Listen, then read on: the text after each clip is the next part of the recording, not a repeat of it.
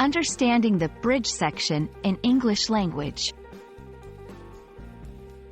Hello everyone! In today's video, we're going to dive into the world of English language and explore the meaning of the phrase, bridge section.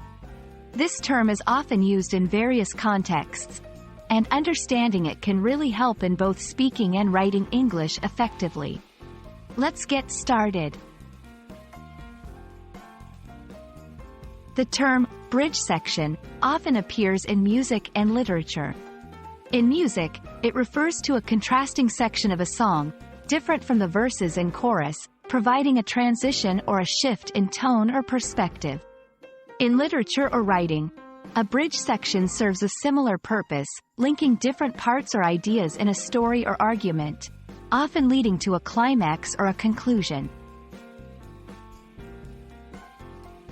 To understand it better, let's look at some music examples. In popular songs, the bridge usually comes after the second chorus.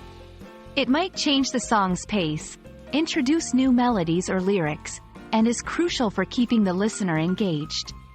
Think of it as a musical detour that eventually leads back to the familiar chorus or verse.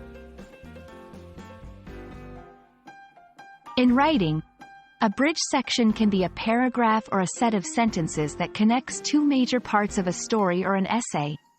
It's particularly important in essays, where it can link the introduction to the main arguments, or connect different arguments in a way that makes the essay's flow more logical and engaging.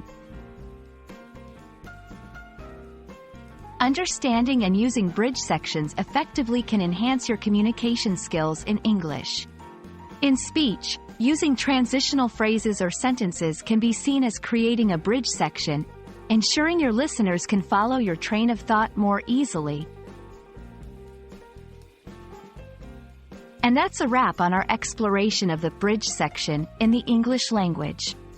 Whether you're a music enthusiast, an avid reader, or just keen on improving your English, understanding this concept can add depth to your appreciation and usage of the language. Hope you found this video helpful and interesting. See you in the next one.